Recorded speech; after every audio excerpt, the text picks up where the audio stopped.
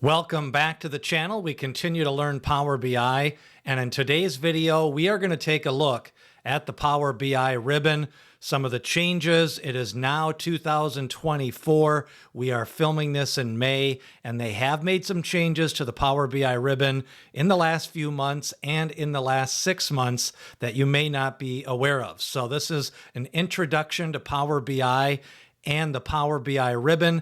We're going to take a look at some of the different report views. We're going to take a look at some of the different features, how to get to the Power Query ribbon, and some of the visuals here in this Intro to Power BI ribbon 2024. Back in Power BI, we continue to learn the basics of Power BI. In 2024 and late in 2023, there were some changes made to the Power BI ribbon. And if you're new to Power BI, let's take a look at some of the different views and things you can do when you're looking at Power BI for the first time. Starting off, when you open up a new file or create a new Power BI file, you're going to see some different options. Let's start off in the middle of the screen. We've got several options, including import data from Excel. That does exactly what you think it does. It allows you to immediately click on that and start to import data that is formatted from an Excel file. The next thing is you can import data from a SQL server.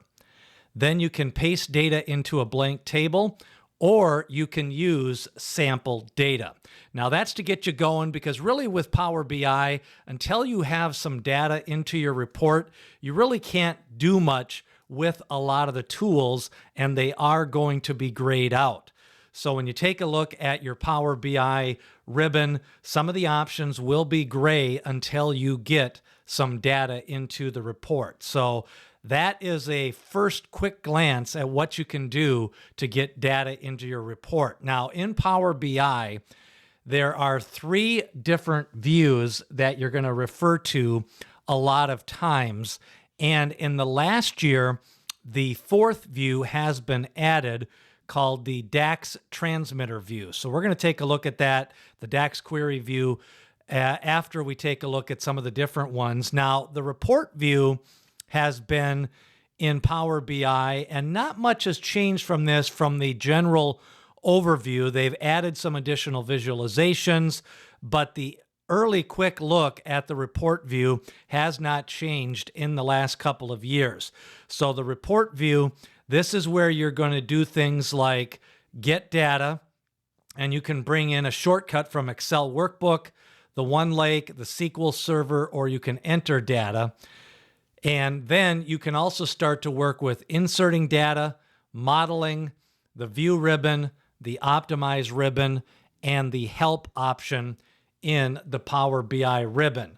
Now on the right-hand side, you've got your filters. Then we're going to take a look at some of the icons on the right-hand side.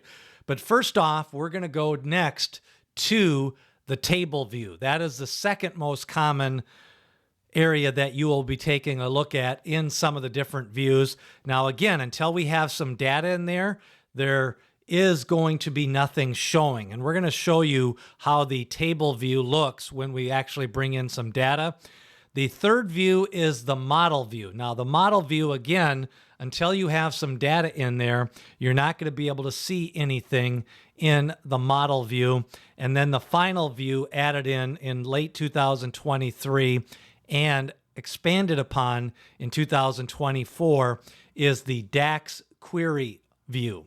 And you can run DAX queries on your model. So when you do this, that'll show you, you can actually see if your DAX queries are running proper DAX syntax, and you can also use some of the different formatting options and commenting options for your DAX queries. So let's go back to the report view.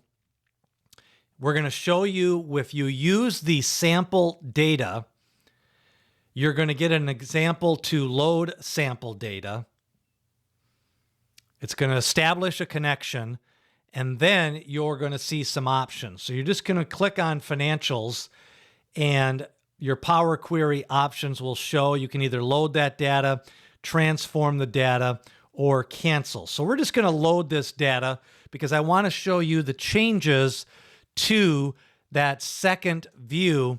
When you now go to the table view, you will see that data that we have imported. Now on the right-hand side, we've got the financials table, and the financials table has got all of these different columns.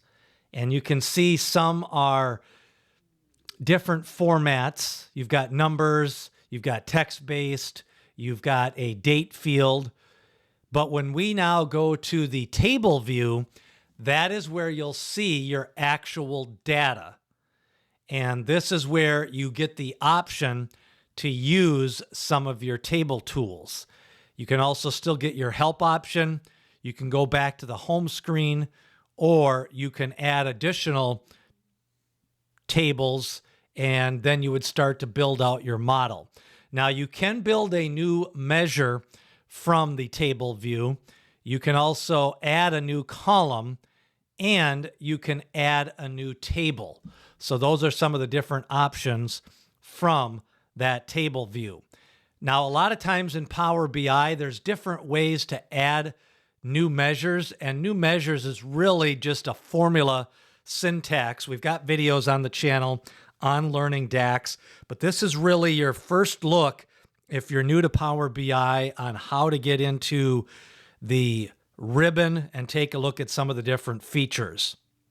Now, from the home menu, one of the things you're going to probably use most optionally in Power BI and most often is going to be the Power Query Editor. And from the report view, if you select transform data, that is going to bring up your Power Query Editor. So if you go to transform data, you're going to select transform data. Now the Power Query Editor shows up.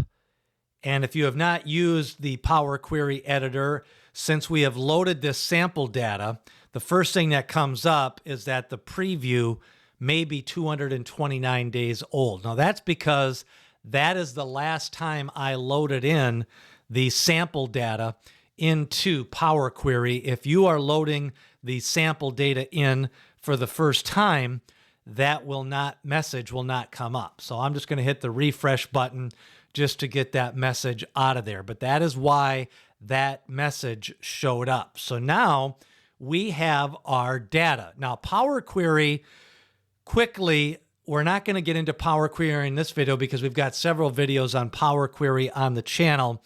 But Power Query allows you to extract data, load data, make changes to your data for your Power Query model. So that is how you get to the Power Query Editor from the report view inside. Now, to close that out, you could do a couple of things. If we made any changes, we would want to save those changes, and then we would apply those changes. But since we did not make any changes, all we're going to do is select the X button, or you can also go close and apply. Now, since we didn't make any changes, we're going to use the close feature to close the Power Query ribbon. So that is going to bring us back to that report overview. Now, if we go back to the table view, we could make a new column or make an additional, bring in a new table or add to some data to make this more into a multi-table view. But now that we have that data in there, we can go to the model view and we see that we have one table in the model view. So with just one table, you can't do any changes to the data model, but you do have some property options, and you can show related fields. You can pin related fields to the top of the card.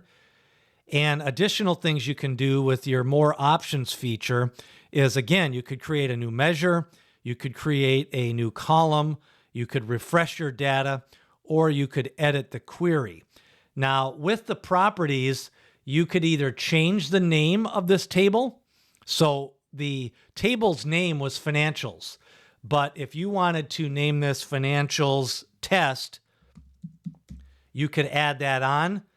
And then if you select this data again, we could enter a description. So we're going to put sample data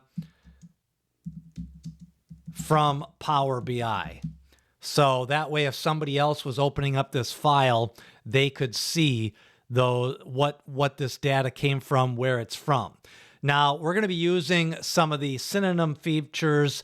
That is part of some of the AI capabilities for when you do some transformations later on and want to use some of the AI functions in the data visualizations. So that is a look at the report view once you have inputted a table. Now, when you go back to the report view, the area that you're going to use the most often is going to be the data visualization category. Now, they continue to add data visualizations. In the last year, we've added the KPI, the multi-row card. They've also added the new card. They have kept the old card. And if you quickly want to create a data visualization, there's a couple of ways to do that. You can either select the visualization first. So if we select the card visual, that will bring in the card visual.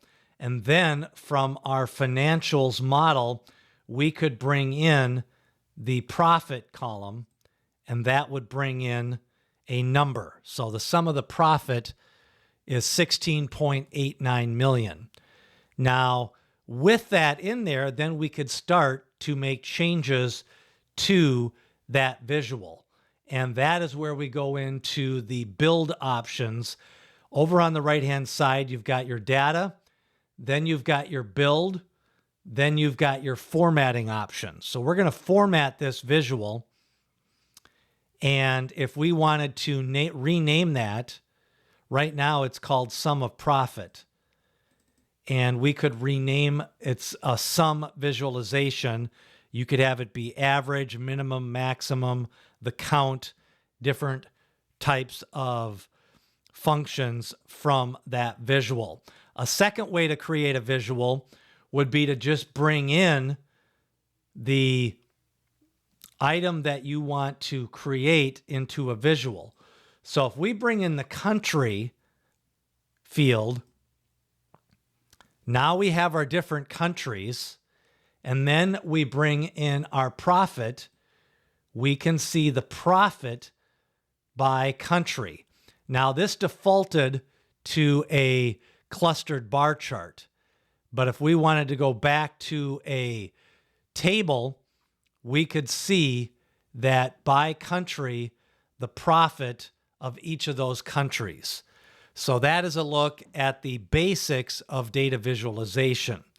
Now, another thing you're going to notice, if you select this sum of profit and you go to the formatting option, you can do some of the different optimization. You could do the modeling, and you can also do from a new measure. And then you can also go back to the home screen, and that will get you a look at some of those data visualizations. So that is a quick look at the Power BI report view for 2024. Now, what's also new for formatting is you can format the size and style. So if you want to make this smaller, you could make this smaller for the height and the width. You could choose a background.